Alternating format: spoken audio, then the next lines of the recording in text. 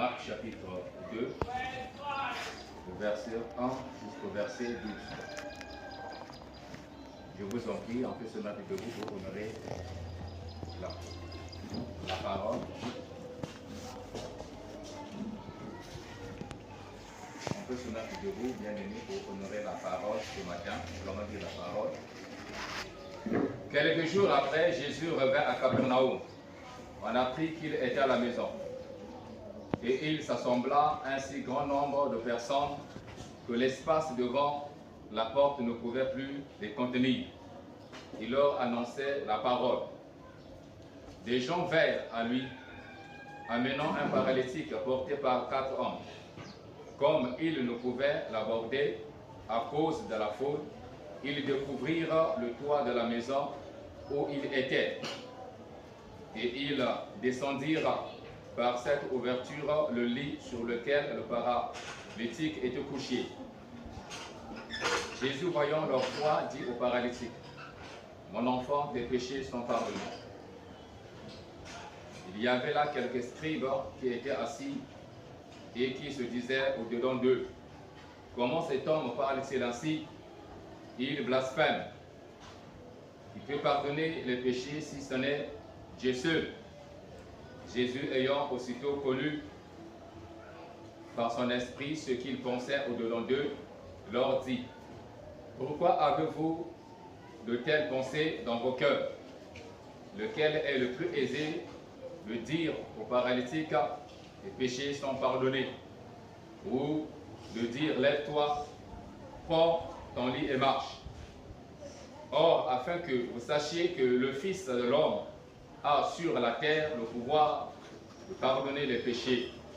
Je te l'ordonne, dit-il au paralytique, lève-toi, prends ton lit et va dans ta maison. Et à l'instant, il se leva, prit son lit et sortit en présence de tout le monde, de sorte qu'ils étaient tous dans l'étonnement et glorifiaient Dieu, disant, nous n'avons jamais rien vu de pareil. Parole du Seigneur. Amen. On peut s'asseoir.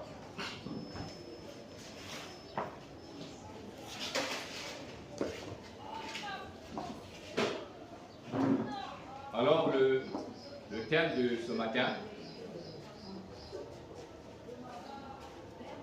lève-toi, prends ton lit et va dans ta maison.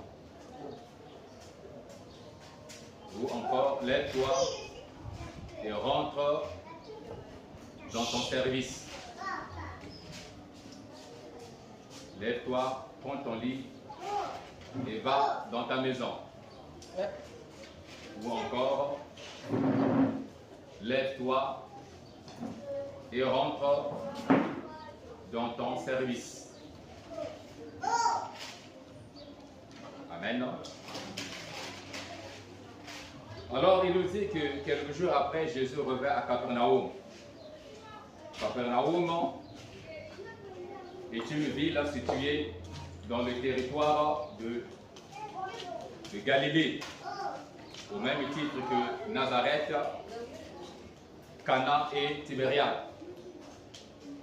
Et Jésus avait fait de cette ville une ville de base ou une ville de retraite.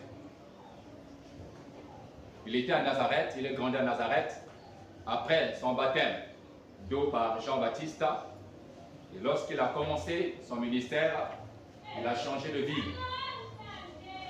Il a quitté Nazareth pour s'établir à Capernaum.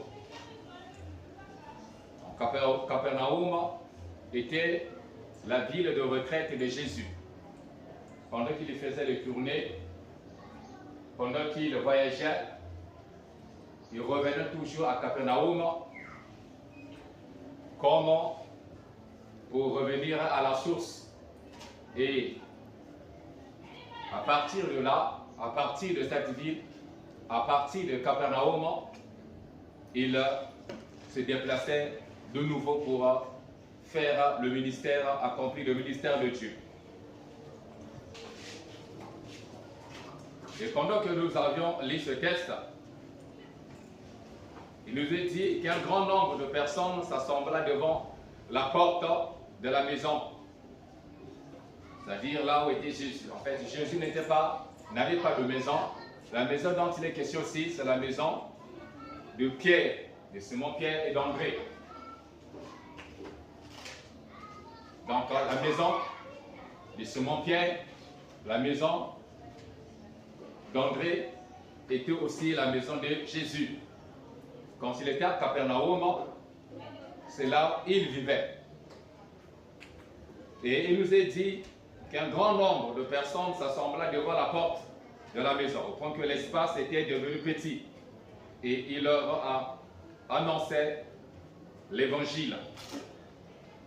Il leur a annoncé la parole. La parole, ou la prédication de la parole, faisait partie du ministère du Seigneur, de Jésus. Au même titre que la prière et la guérison. Donc il y a trois choses qui faisaient partie du ministère de Jésus. Il y a la prière, il y a la prédication de l'évangile et il y a la guérison des malades.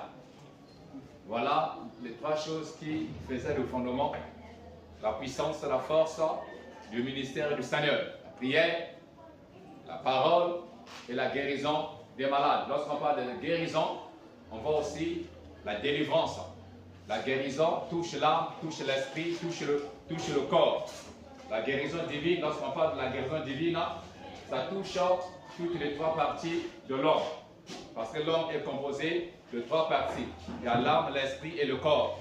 Voilà pourquoi, lorsqu'il s'agit des dons spirituels, lorsqu'on parle de dons des guérisons, on dit dons des guérisons au pluriel. On ne dit pas dons de guérison, on dit dons des guérisons. Parce que tout simplement, la guérison divine touche tous les aspects, toutes les parties de l'homme. Spirituellement, physiquement, émotionnellement, intellectuellement, corporellement, la guérison divine touche.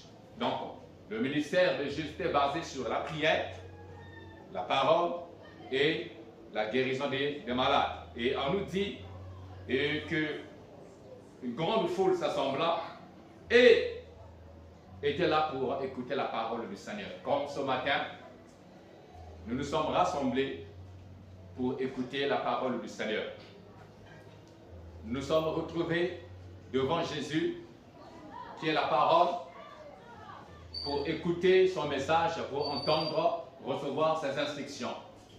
Lorsque nous venons à la maison du Seigneur, en écoutant sa parole, il y a beaucoup de paramètres qui se manifestent à travers cette parole. Cette parole nous fait du bien comme on l'a demandé. Cette parole nous guérit spirituellement. Cette parole également nous guérit physiquement. La guérison dans la vie d'un chrétien peut être aussi un processus.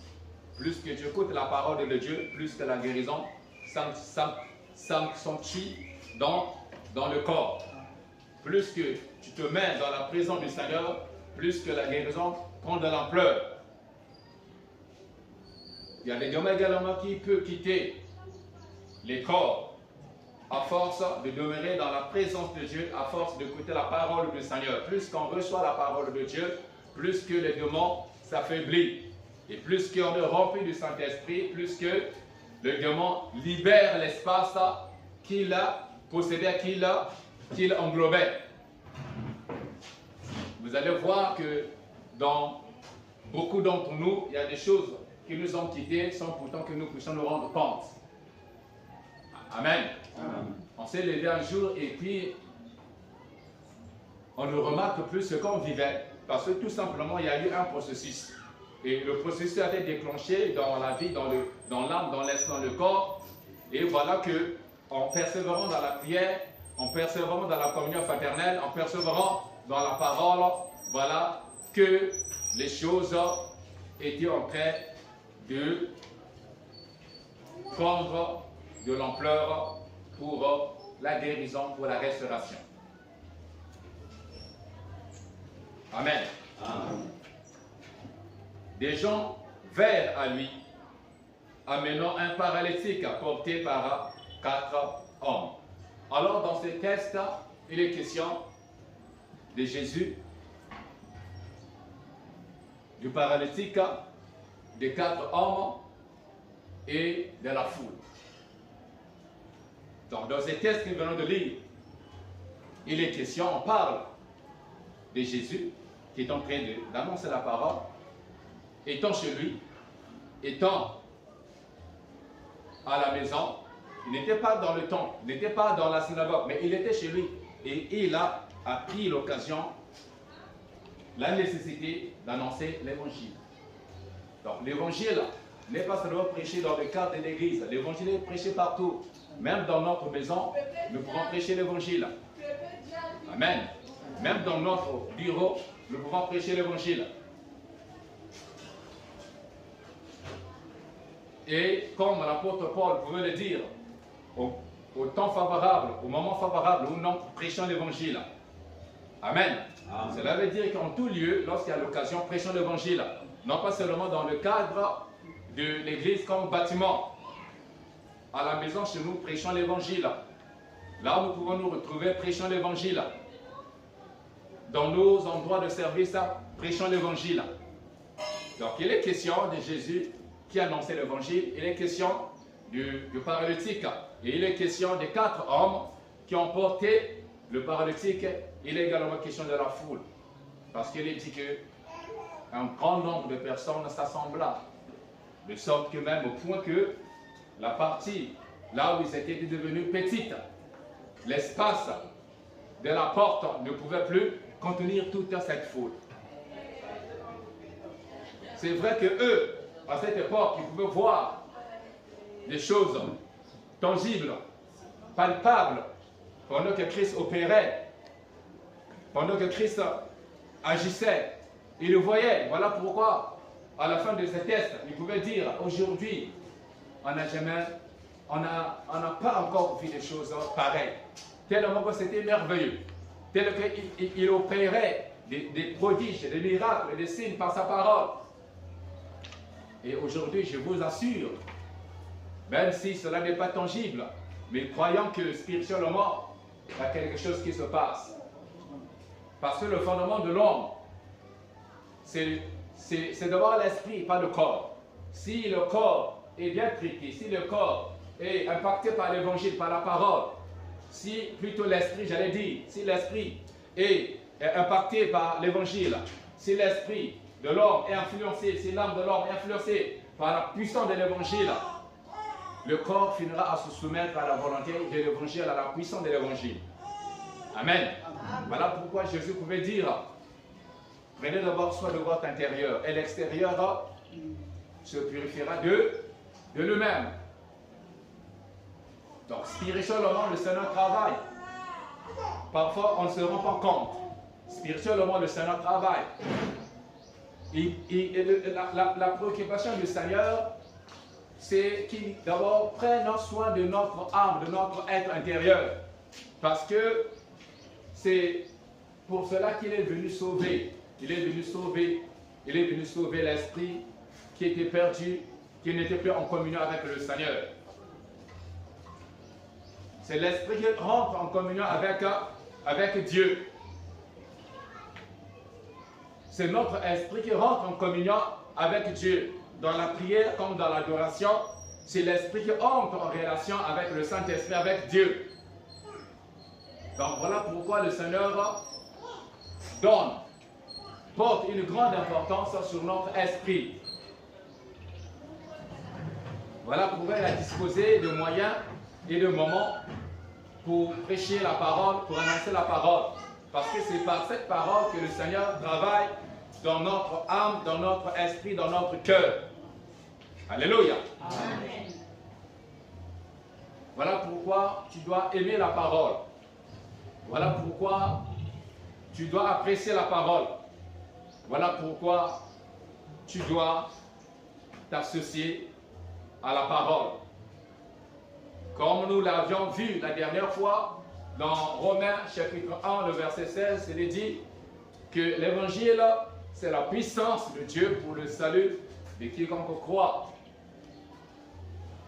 Si on peut reformuler la phrase, on peut dire l'évangile, c'est la puissance de Dieu pour la guérison, pour la délivrance, pour la paix, la joie, la restauration de quiconque croit.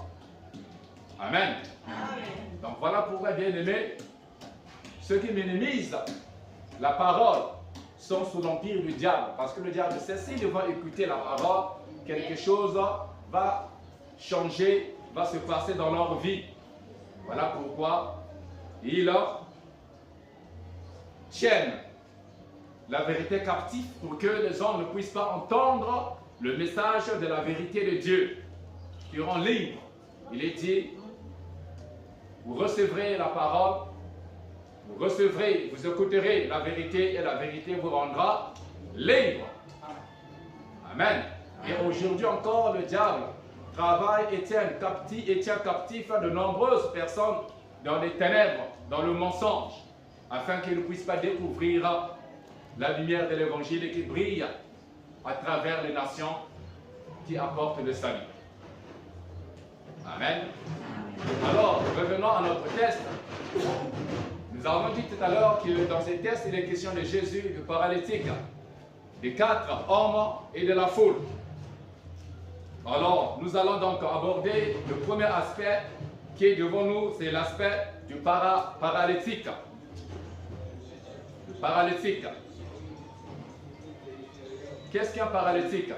Un paralytique, c'est une personne dont un ou plusieurs membres du corps ne fonctionnent pas. Un paralytique, c'est quelqu'un dont les membres ne fonctionnent pas. Ça peut être des membres inférieurs, donc les pieds, ça peut être également les membres supérieurs, les bras et les mains. C'est celui qu'on appelle un paralytique. Un paralytique est un homme donc invalide. Un paralytique est un homme invalide. Donc ce paralytique que les 4 hommes ont porté et emmené à Jésus, c'était un homme invalide. C'est-à-dire qu'il ne pouvait pas s'exercer. Il ne pouvait pas travailler. Il ne pouvait pas travailler par la capacité physique. Mais pour se déplacer, il fallait qu'on puisse le transporter. Donc il était invalide. Et lorsqu'on est invalide, on ne peut pas travailler, on ne peut pas s'exercer, on ne peut pas servir. Et regardons, voyons un peu la situation de cet homme paralytique.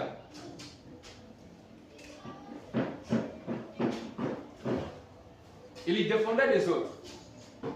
Il y dépendait des autres. Même pour se déplacer, il dépendait des autres. Même peut-être pour manger, il dépendait des autres. Donc sa vie était totalement dépendante des autres.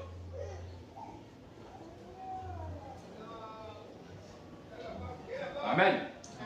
Et nous voyons même dans le monde physique, dans la vie sociale, un homme invalide ne peut pas exercer dans l'armée. Si tu es invalide, tu ne peux pas exercer dans l'armée. Il y a de ceux qui sont invalides, qui sont paralytiques, soit avec des pieds, mais dont les mains et les bras fonctionnent. Ces hommes, vous allez voir, ils travaillent parfois, ils font de la cordonnerie. Amen. Amen. Ils peuvent écrire.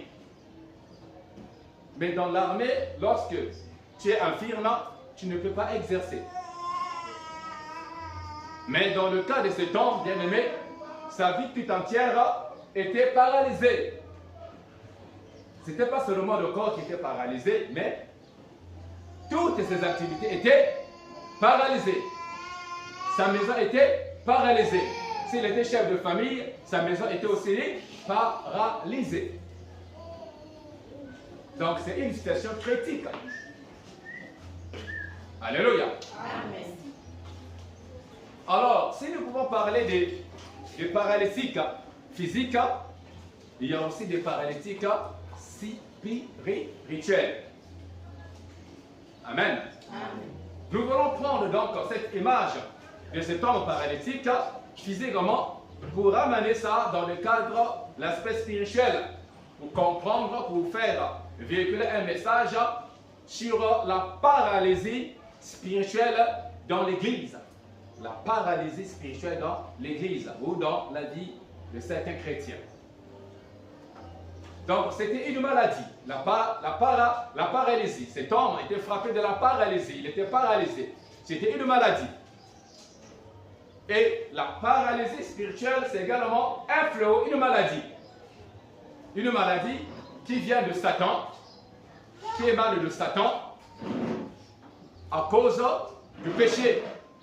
Lorsqu'il y a le péché dans la vie d'une personne, Satan profite pour frapper. Et quand il frappe, c'est pour maintenant causer la paralysie, une paralysie spirituelle. C'est pour rendre le chrétien invalide. Alléluia. Amen. Donc, de même qu'il y a des paralytiques spirituels, de même, il y a des paralytiques physiques. De même qu'il y a des paralytiques physiques, de même, il y a des paralytiques spirituels. Un paralytique spirituel, c'est un homme invalide qui ne peut exercer dans le service du Seigneur ou qui n'arrive pas à exercer dans le service de Dieu. Tous ceux qui n'exercent pas pour le Seigneur, tous ceux qui n'exercent pas dans la maison du Seigneur, tous ceux qui n'exercent pas dans l'armée du Seigneur, tous ces gens sont appelés des paralytiques spirituels parce qu'ils sont invalides, soit par eux-mêmes, par leur négligence, par leur désobéissance, par leur refus, ou encore par une cause valable. C'est-à-dire cause valable, c'est-à-dire le problème qu'il a l'empêche à servir le Seigneur. C'est un problème indépendamment de sa volonté, qui ne vient pas de lui, qui ne vient pas de sa volonté. Il ne l'a pas voulu. Ça peut avoir l'origine du diable, de l'ennemi, pour rendre cet homme ou cette personne, cette femme invalide. Pourquoi? Pour l'empêcher à travailler. Parce que le diable n'aimerait pas voir les gens servir le Seigneur. Il attend plutôt que les hommes et les femmes, les gens, le servent. Parce qu'il a aussi des serviteurs. Voilà pourquoi il est en train d'assujettir le monde entier dans le mensonge, de gagner le monde entier pour l'entraîner à la perdition. Alors, un homme invalide, spirituellement, ne peut non plus exercer dans l'armée du Seigneur. Parce que n'oublions pas que l'Église est également appelée une armée. Alléluia. Une armée du Seigneur. Donc l'armée consiste à faire quoi? Quel est le rôle de l'armée? C'est de défendre le royaume, la nation, les intérêts de la nation.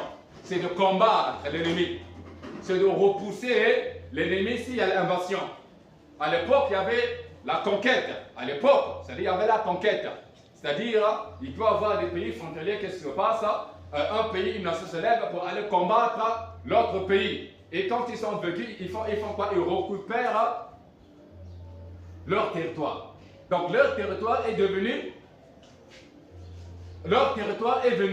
le territoire de ceux qui ont vaincu. C'est ce qui s'est passé avec Moïse, avec Josué. Ils sont partis à Canaan, il y avait des habitants qui habitaient là-bas. Ils ont mené la guerre, ils ont conquis et ils ont occupé leur territoire. Donc dans l'armée du Seigneur, c'est la même chose. Voilà pourquoi dans Éphésiens, Paul pouvait parler de l'armure spirituelle qu'un soldat du Seigneur devait porter pour combattre le bon combat de la foi. Et parmi ces armes, il y a la prière, il y a l'épée de l'esprit, il y a la cuirasse de la justice, il y a le bouclier de la foi, il y a le soulier de l'évangile, l'évangile de paix. Il y a la ceinture de la vérité. Il y a le casque du salut. Toutes ces choses sont des armes qui nous permettent de combattre l'ennemi, de combattre le diable, de combattre le royaume de Satan. Le combat n'est pas charnel, le combat n'est pas physique, le combat est spirituel. Voilà pourquoi Paul pouvait dire, les armes avec lesquelles nous combattons ne sont pas charnelles, ne sont pas physiques, ne sont pas visibles, mais elles sont spirituelles et puissantes pour renverser les forteresses. Pour renverser les forteresses, pour renverser les puissances de l'ennemi. Amen. Amen. Et comme nous sommes en train de parler des paralytiques spirituels, j'ai dit qu'on a pris cette image physique pour nous faire comprendre les réalités spirituelles. Donc nous allons nous appesantir sur les paralytiques spirituels, les hommes invalides spirituels, qui sont incapables de servir le Seigneur, qui sont capables de servir dans l'armée du Seigneur, qui sont capables d'entrer dans la maison du Seigneur. Amen. Amen. Amen. Amen. Il est dit dans les épîtres de l'Évangile que les forts soutiennent les faibles. Amen. Amen. Les forts, ce sont des hommes valides. Ce sont des guerriers. Des serviteurs qui sont déjà aguerris. Qui sont passés par les épreuves. Qui ont été fortifiés par le Seigneur. Ce sont des forts, des hommes forts. Mais il y a aussi des faibles. Et l'auteur de cet épître demande à ceux qui sont forts de soutenir les faibles. Donc les faibles, ce sont des hommes, des femmes invalides qui sont peut-être touchés par la paralysie spirituelle, qui ne peuvent pas travailler pour le Seigneur, qui sont incapables de travailler pour le Seigneur, qui sont incapables de faire quelque chose pour le Seigneur. Et le conseil, la recommandation que ce auteur nous donne, c'est que ceux qui sont forts spirituellement, ceux qui sont valides spirituellement, ceux qui sont aptes spirituellement, de soutenir les faibles, donc les invalides, les paralytiques spirituels. En faisant quoi? En les amenant à Christ et en le soumettant aux pieds de Jésus afin qu'il les guérisse, afin que le Seigneur les guérisse. Dans l'Ancien Testament, les boiteux, les hommes paralysés, les paralytiques n'étaient pas admis dans la maison de l'Éternel, dans le temple de Dieu. Ils ne pouvaient pas non plus servir. Si tu étais infirme, tu étais déjà disqualifié. Ça, c'est dans l'Ancien Testament. Mais nous sommes au temps de la grâce. Amen. Au temps de la grâce, le Seigneur voudra que ces hommes, ces femmes puissent venir à lui pour qu'il les guérisse. Parce qu'il est capable de guérir afin de les envoyer servir dans sa maison ou dans sa moisson. Donc, tous ceux qui sont faibles, tous ceux qui sont inaptes, le Seigneur a besoin de ces personnes. Parce qu'il veut les guérir pour un but. Il veut les guérir. Lorsque nous parlons de l'église du Seigneur, nous faisons allusion de l'église, corps de Christ. Alléluia. Et dans l'église du Seigneur, corps de Christ, il y a des paralytiques, des hommes, des femmes, des personnes invalides qui sont incapables de servir le Seigneur. Celui qui, par exemple, est incapable de jeûner, c'est un malade, c'est un paralytique. Il est incapable de jeûner. Celui qui ne peut prier et intercéder, c'est également un homme, un cas invalide spirituel. Celui qui ne peut témoigner Christ, c'est également un invalide spirituel, un invalide spirituel. Celui qui ne peut soutenir l'œuvre de Dieu, c'est également un invalide spirituel. Donc, lorsqu'on parle du service de Dieu, lorsqu'on parle de la mention de Dieu, eh bien, on fait également allusion à tous ces éléments qui viennent de citer. Le jeûne, nous devons le prendre également dans le service de Dieu. Non pas seulement tu as besoin de quelque chose, tu jeûnes pour que le Seigneur te fasse grâce. Non. Le jeûne fait partie du service de Dieu. Le jeûne fait partie de la consécration. La prière fait partie du service de Dieu. Alléluia. Tenir l'œuvre de Dieu fait partie du service de Dieu. Témoigner Christ fait partie du service de Dieu. Alors, tous ceux qui sont capables d'apporter ces services au bénéfice des autres, des saints, et au bénéfice du royaume de Dieu, ces hommes-là sont jugés incapables, invalides.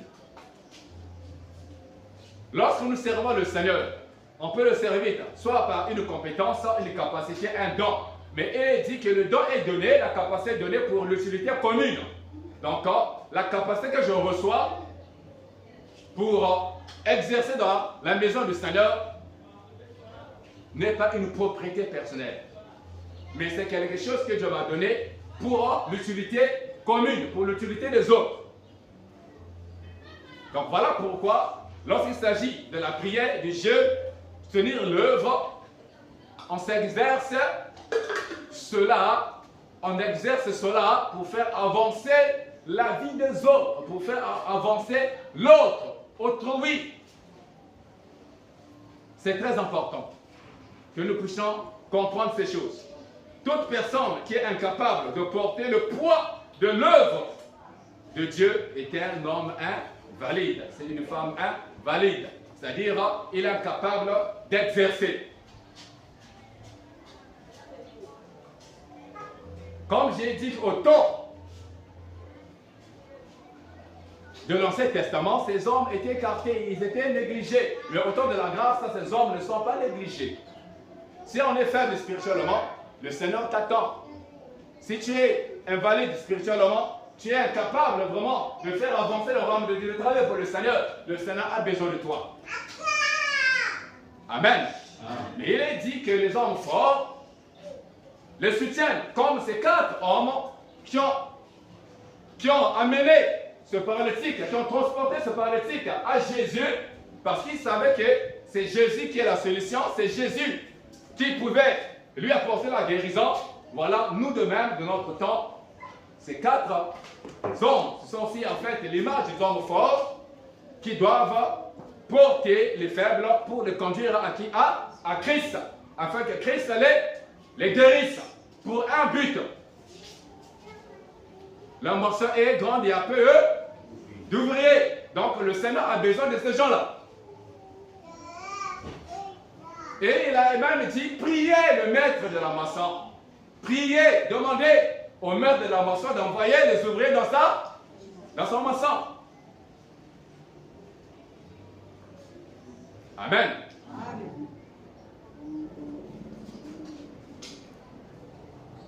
Donc, ici, il est question de paralytique. Donc, il a fallu 4 hommes pour transporter et détenir ce paralytique. Il a fallu 4. Parce que la Bible nous parle qu'il était placé dans un lit. Ouais, à l'époque, il y avait des lits, en fait, il y avait des cordes. Voilà, c'est peut-être un tissu, quelque chose comme ça, là, de lourd, de solide, on te place là. Et c'est comme aujourd'hui, le tupoï, ceux qui connaissent les tupoïs. Voilà, donc les tupoïs, c'est-à-dire lorsque quelqu'un est malade, hein, on parle également civière, donc, ou tupoï, donc on met le malade dessus, et il y a 4 hommes qui portent le malade. Parfois, dans nos villages, à l'époque, il n'y avait pas de hôpitaux, donc pour aller dans un centre de santé, il fallait parcourir parfois 20 km. Donc, il fallait que ceux qui sont forts puissent l'aider à se déplacer pour aller jusqu'à l'endroit là où il peut se faire traiter. Donc, il a fallu 4 hommes pour aider ce paralytique. Ces hommes sont les 4 types d'hommes que nous trouvons dans l'église locale et dans l'église du Seigneur. Amen. Comme il est dit que le fort soutient le faible, eh bien, donc, nous avons dans ces 4 hommes l'image des hommes qui se trouvent dans l'église locale et dans l'église du Seigneur. Parce que lesquels qui ont transporté cet homme, ce sont les 4 hommes. Et ces 4 hommes sont présents dans l'église du Seigneur aujourd'hui. Et dans l'église locale d'aujourd'hui, ces 4 hommes sont là. Donc, ce sont ces 4 hommes, ce sont ces 4 types d'hommes qui peuvent aider le faible à aller vers Jésus pour qu'il reçoive la guérison. Alléluia. Alors, le premier homme parmi ces 4, c'est l'intercesseur. Dans l'église locale, dans l'église du Seigneur. Amen. Amen. L'intercesseur, son rôle est de porter le faible dans la prière. Dans la prière. Voilà pourquoi la prière doit être au centre d'une église locale. La prière ne peut pas être déplacée, ne peut pas être minimisée, ne peut pas être comme dédaignée. Non, la prière reste la prière. Rien ne peut changer la place de la prière dans l'église locale.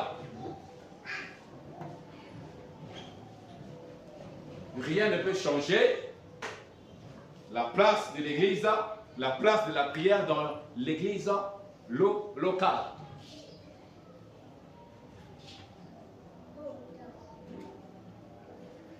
Donc aujourd'hui, dans nos églises locales, que ce soit même dans l'église du Seigneur, nous avons des faibles. Amen.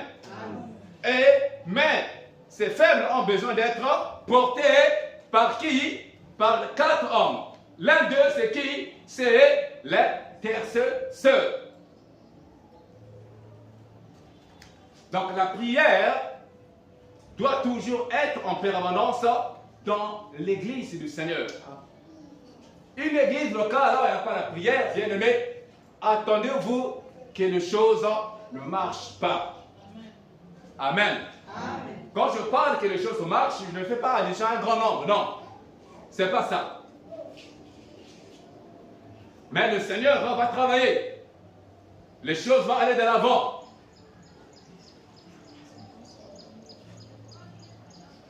Détecter la présence du Seigneur dans une église locale, pas forcément qu'il y ait un grand nombre de personnes, une grande foule, non. Alléluia. Ce n'est pas un signe pour dire que le Seigneur n'est pas au milieu d'eux, non. Vous allez voir dans l'église primitive, il y avait des maisons de prière, des églises qui pouvaient englober par 20 personnes. C'est une église. Alléluia. Amen. Mais c'était le début du réveil, donc on ne peut pas dire que le Seigneur n'était pas avec eux. La prière doit être au centre de l'église. C'est par la prière qu'on peut aider les faibles. Lorsqu'on prie pour ces hommes, lorsqu'on prie pour les faibles, même au loin, ou lorsqu'on fait des sujets de prière, lorsqu'il y a l'intercession, on prie pour ces hommes, ces femmes invalides, il se passera quelque chose.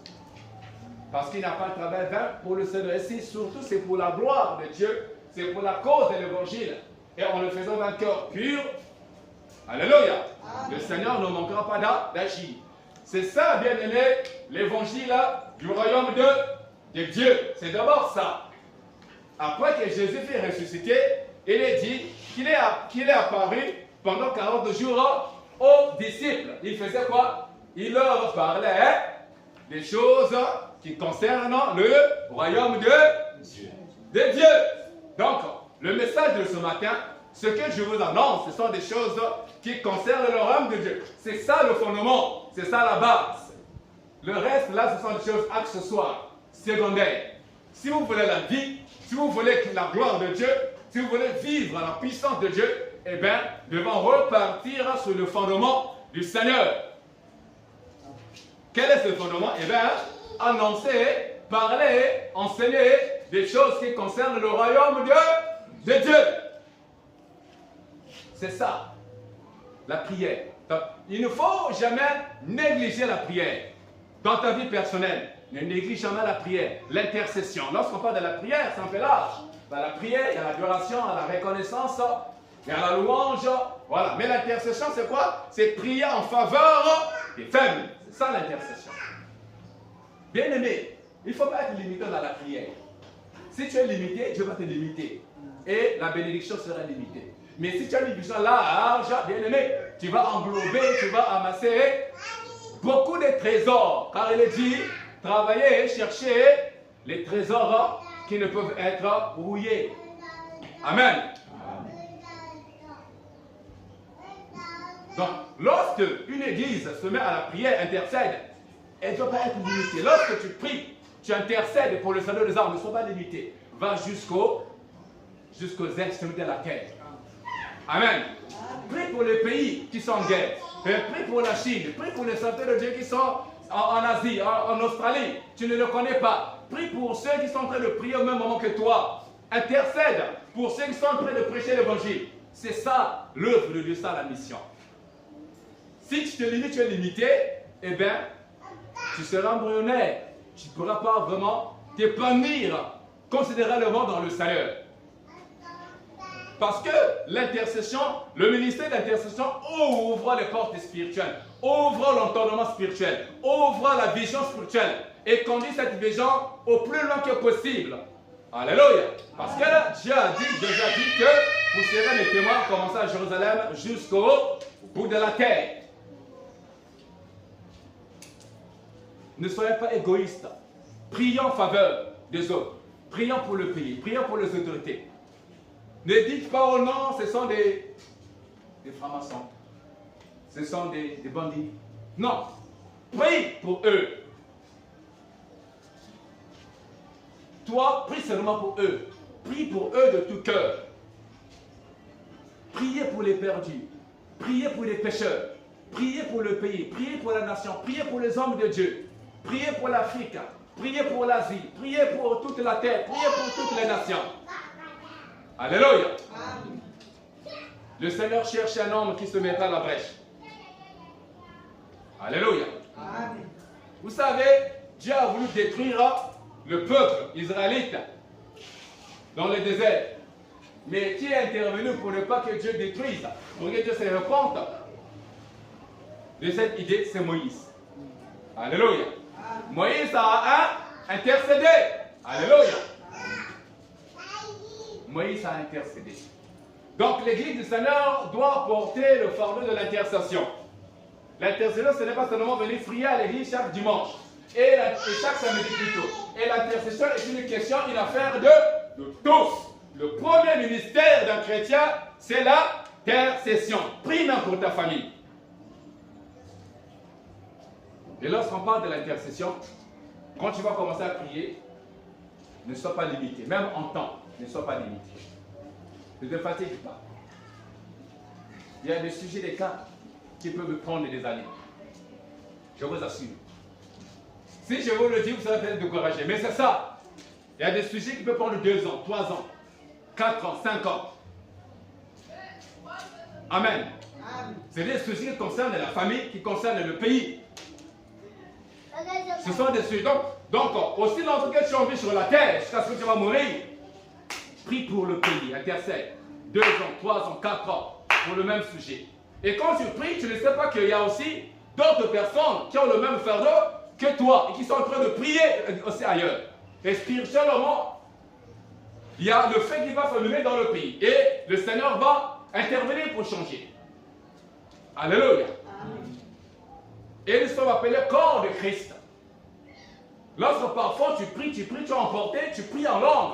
Je ne sais pas ce que tu dis, mais parfois tu es en train de prier pour un homme de Dieu qui est en difficulté quelque part en Chine. Sans peut-être que tu le saches.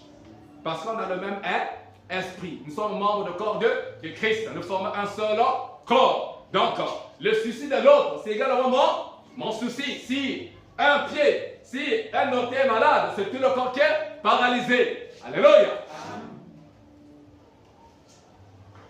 J'ai entendu des témoignages comme ça. J'ai lu des témoignages comme ça dans un livre. Où quelqu'un qui priait en langue, mais il priait pour quelqu'un qui était loin, pour que Dieu le sauve. Donc, bien aimé, la prière a une grande importance. Donc, l'un des 4 hommes qui transportait le paralytique, il y avait l'intercesseur. Donc, l'intercession doit jouer son rôle dans l'église du Seigneur et dans ta vie personnelle. Quand on parle de la prière, je fais allusion à l'intercession. Alléluia. Intercédez pour les faibles. Priez pour les faibles. Et lorsqu'on parle de faibles, il y a aussi des rétrogrades. Il y a aussi des pasteurs rétrogrades, des certains rétrogrades. Ça peut arriver. Amen. Amen. Sous le poids d'un choc, ça peut arriver. Il a régressé dans la prière. Il a régressé dans la motivation, dans le service de Dieu. Vous pouvez se tenir cet homme, ce pasteur. Ne priez pas seulement pour votre propre pasteur. Priez pour tous les pasteurs. De tous les pasteurs dans le monde entier. Priez pour eux. Mais, tout en ne pas oublier le vôtre. Les conducteurs. Alléluia. Alors, le deuxième homme, parmi ces quatre, donc, c'est le prédicateur de l'évangile ou l'enseignant de la parole. Donc, cet homme aussi doit se trouver dans l'église. Alléluia.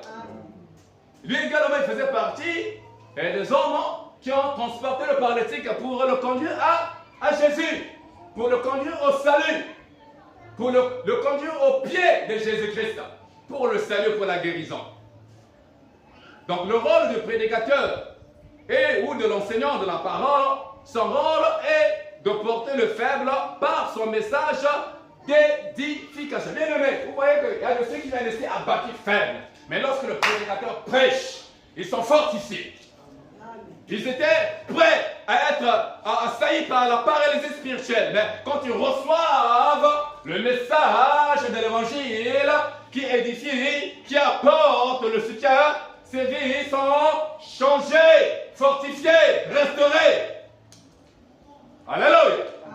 Donc, c'est le rôle de l'enseignant de la parole dans l'église locale, dans l'église du Seigneur. Il ne doit pas manquer le message de Dieu dans l'église, au peuple de Dieu, ne doit jamais manquer. Voilà pourquoi les prédicateurs de l'évangile ont intérêt de chercher la face du Seigneur, de demeurer toujours dans la présence de Dieu. Parce qu'on peut que communiquer ce qu'on reçoit de Dieu. La vie de consécration est nécessaire. Alléluia. Son rôle est de porter le faible par son message d'édification, c'est-à-dire édifier, fortifier le faible pour l'aider à devenir capable, valide. Alléluia. Et également une façon, une manière de le transporter à Christ. Parce que c'est sa parole qui vient de Christ. Alléluia. Et le troisième homme, qui faisait partie des quatre, et c'est également une réalité qui doit exister dans l'église locale et dans l'église du Seigneur. Ce troisième homme, c'est le berger ou le pasteur. Prier pour les pasteurs, ce n'est pas une tâche facile. Alléluia. Son rôle est de prendre soin des brebis invalides, chétives. Vous voyez que dans la bergerie, parfois, il y a des brebis qui sont malades.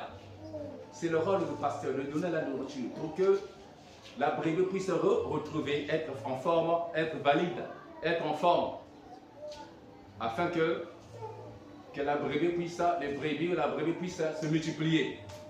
Alléluia. C'est-à-dire, le pasteur soutient les faibles en vue de leur restauration.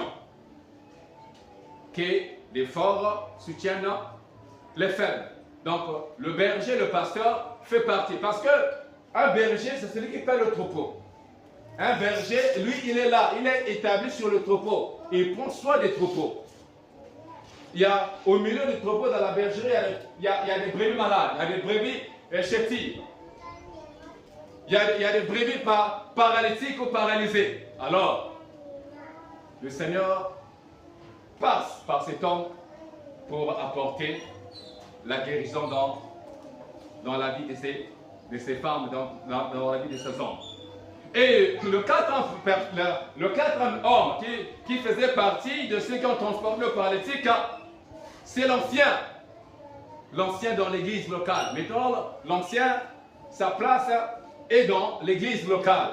Il n'est pas comme les autres qui peuvent également aller au-delà de l'église locale. L'ancien, sa place, c'est dans l'anciennat, la place, c'est dans l'église locale. Donc, son rôle, c'est de surveiller le membre de son église, c'est de voir, surveiller. Surveiller pour faire quoi? Pour empêcher la défaillance qui peuvent occasionner la paralysie spirituelle.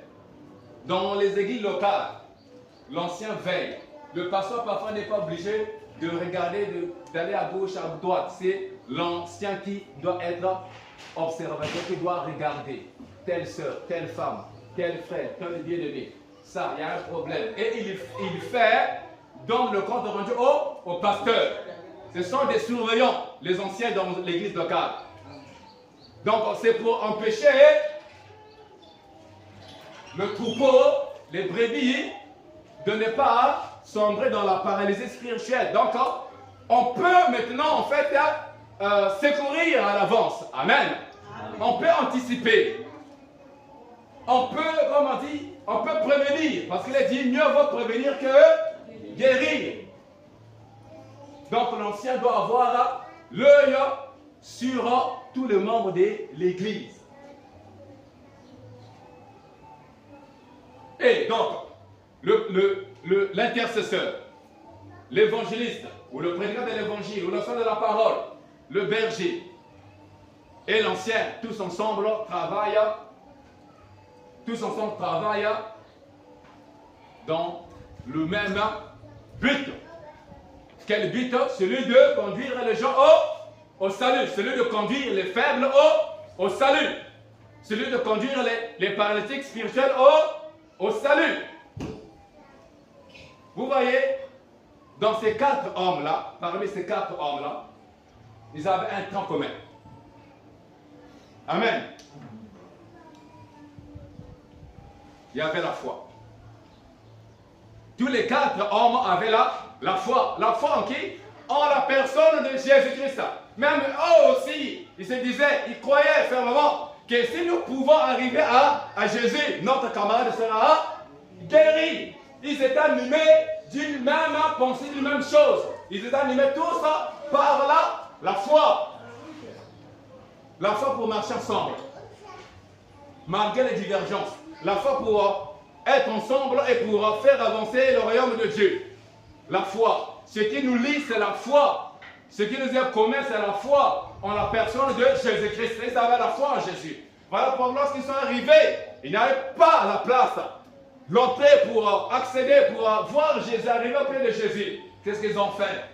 Ils ont gravé la maison. Ils ont détolé la maison. Ils ont déposé. Donc ils ont pris des cordes. Ils ont attaché.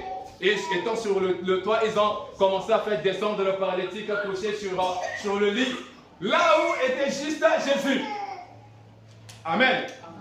Donc, la foi doit être un tronc commun de nous tous pour conduire le peuple au salut. Il y a aussi un autre tronc commun de ces 4 personnes. L'amour. L'amour. Ils avaient tous l'amour. Sinon que quelqu'un pouvait dire, ah bon, moi je laisse chercher quelqu'un d'autre. Mais ils avaient l'amour pour leur camarade malade. Je ne sais pas si c'est un camarade, c'est un membre de famille, un parent, on ne sait pas, ou un ami de service, on ne sait pas. Mais ils avaient l'amour pour la personne. Amen. Amen. Donc, que ce soit l'intercesseur, priez pour les hommes perdus. Bien aimé, il faut de l'amour. C'est ça. Alléluia. Priez pour les gens qui ne sont pas de ta famille. Il faut de l'amour. Priez pour les gens que tu ne connais pas qui sont en Amérique. Il faut de l'amour. Et nous devons être animés par cet amour, animés par la foi et par l'amour. L'amour dans l'intercesseur, l'amour dans l'enseignant de la parole, le prédicateur, l'amour dans le berger, l'amour dans l'ancien. Pour veiller, pour bien veiller, surveiller, il faut avoir de l'amour. Sinon, on sera négligent s'il n'y a pas l'amour. On sera négligent s'il n'y a pas l'amour. Ça demande de l'amour pour porter ses faibles, pour le conduire à Jésus. Ça demande de l'amour. Voilà pourquoi Paul a dit, aspirez dans le meilleur. Mais je vais vous montrer la voie par excellence. Cherchez d'abord l'amour.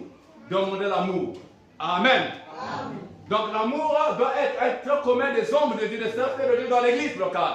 Et la foi qui doit nous conduire tous à la même destinée, à Jésus-Christ. Alléluia. Ces 4 personnes dans l'église locale travaillent dans un même but, celui d'amener les paralytiques spirituels au pied de Jésus afin qu'il les guérisse. Ces 4 hommes ont tous un trait commun, la foi et l'amour. Amen. Alors pour finir, je suis à la fin. Vous allez voir quelque chose de très particulier dans ces tests.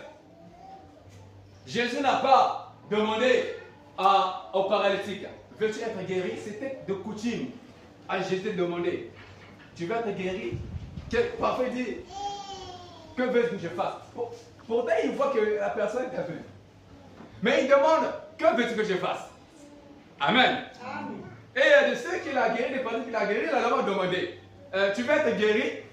Il dit, ah, mais personne n'est là pour me prendre, pour me jeter dans l'eau. Pendant que l'eau est agitée, le temps où je traîne, quelqu'un d'autre tombe. Mais dans ce cas, il n'a pas demandé. Il a directement ordonné. Parce que quoi? Parce que les hommes invalides, ces hommes faibles, Jésus en a besoin pour l'œuvre de Dieu, pour le service de Dieu, pour la mission, pour la moisson grande, il n'y a pas d'ouvrier. Donc il est obligé de guérir ceux qui sont malades, de les rendre valides, capables, afin de les envoyer dans la maison du Seigneur, dans sa moisson. Vu l'urgence, le Seigneur n'a pas demandé. Il a dit non, là je ne peux plus demander. J'ai besoin d'ouvriers dans la maison. J'ai besoin d'ouvriers dans la moisson. Comme on disait tantôt autrefois, l'heure est grave. L'heure est grave. Le royaume de Dieu a besoin d'ouvriers, a besoin de serviteurs, a besoin de servants. Mais on voit que partout il y a des hommes et des femmes invalides. Mais qu'est-ce qui se passe? Qu'est-ce que le Seigneur peut faire? Mais la solution est là. Prenons ces hommes, conduisons-les au pied de Jésus, que Jésus les guérisse et que Jésus les envoie dans leur maison. Et il dit, lève-toi, je t'ordonne, lève-toi, prends ton lit, marche et va dans ta maison. Donc cela je pouvais dire, lève-toi, marche, va, rentre dans ton service. Rentre dans ton service. Le service qui tient est échu. Rentre dans ton service. Si c'est le service de la prière, rentre dans ton service. Il a dit, va dans ta maison. Alléluia. Sa maison, c'était son service. Le Seigneur également donne cet ordre. Il dit, lève-toi, prends ton lit, marche et va dans ta maison. Rentre dans ton service. S'il s'agit du service de la prière, rentre dans le service de l'intercession. S'il s'agit au protocole, rentre dans ce service. S'il s'agit le soutien de l'œuvre de Dieu, rentre. S'il s'agit de partenariat, rentre. On a besoin, le Seigneur a besoin de toi. Les cas peuvent être divers. Il y a de ceux qui ne peuvent pas servir le Seigneur parce qu'ils sont indignes par rapport à leur passé. Non, le Seigneur a besoin de toi. Si tu te vois indigne par rapport à ton passé, le Seigneur est là pour te guérir. Amen. Amen. Le Seigneur est là pour te guérir. Si le Seigneur t'a pardonné, cela veut dire qu'il a effacé ton péché, il ne voit plus ton passé. Alors quand tu as gardé ton passé, et le passé t'a paralysé pour te rendre inactif, invalide, pour servir le Seigneur. Le sang de Jésus est capable de purifier et de sanctifier. De laver complètement. Le Seigneur a besoin de nous tous.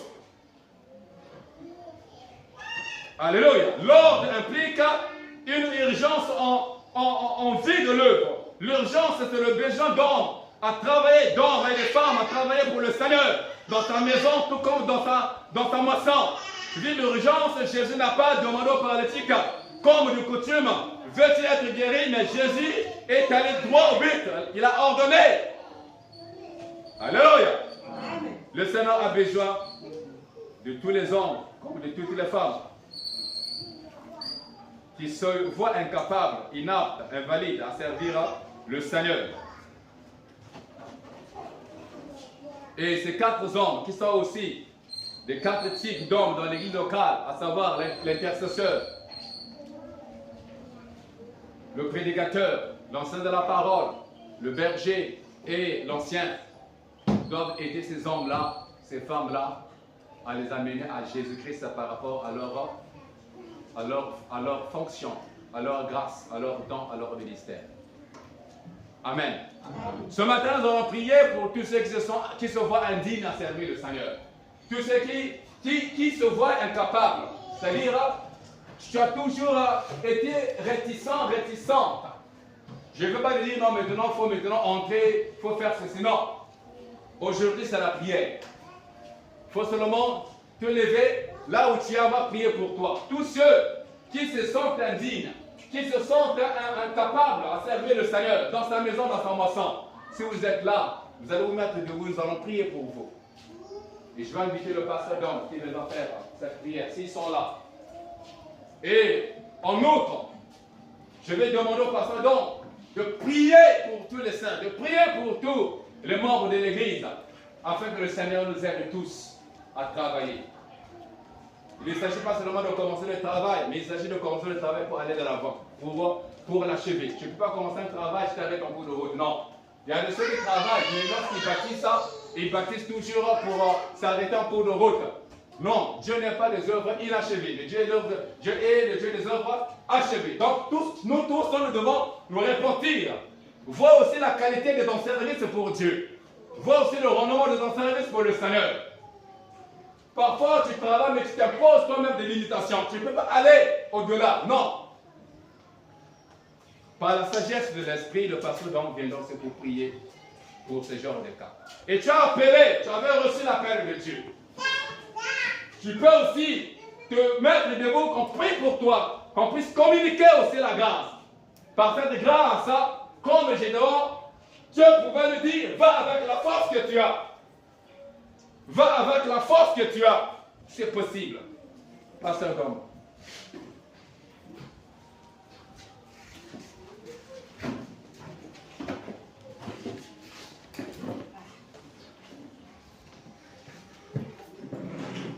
Na belema zayo, na belema zayo, na belema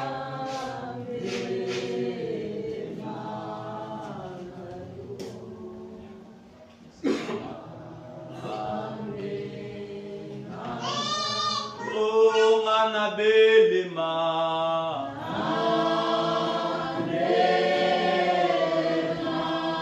ai na belema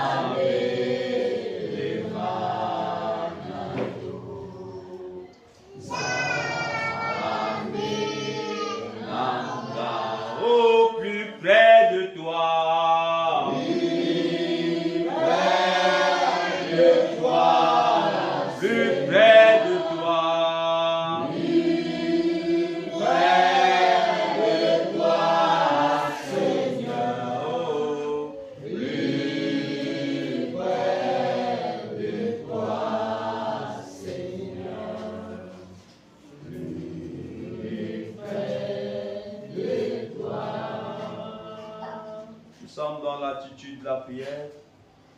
Ici, les prédicateurs nous a dit, il y avait deux choses dans ces hommes. Il a dit il y avait la foi et l'amour. L'amour d'être guéri et la croyance envers le véritable Dieu qui pouvait leur guérir, qui pouvait leur donner la force pour se relever. Il n'y a que Dieu qui donne la force. Et ce matin, peut-être tu n'as pas la force, comme on a dit, les forts puissent soutenir les faibles.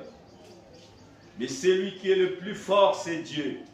Et ce matin, tu vas crier, Dieu, aide-moi, aide-moi, aide-moi. Et tu vas demander l'aide à Dieu. C'est comme cet homme, on l'a mené vers Jésus. Parce qu'on savait que Jésus était capable de le guérir. Jésus était capable de dire quelque chose sur lui. Jésus était capable de pardonner son péché. Peut-être ce qui te rend abattu, peut-être sans péché que tu as commis. Et tu te dis, qui peut me pardonner? Est-ce qu'avec mon péché, je peux me présenter devant le Seigneur? Mais Dieu est capable de pardonner ton péché si tu peux prendre la décision maintenant. Et tu vas demander l'aide de Dieu ce matin. Tu vas dire, Dieu, aide-moi. Dieu, je manque de force, aide-moi. Il va venir à ton secours. Et tu vas élever ta voix, tu vas commencer à demander l'aide de Dieu. Lève ta voix, commence à demander l'aide de Dieu.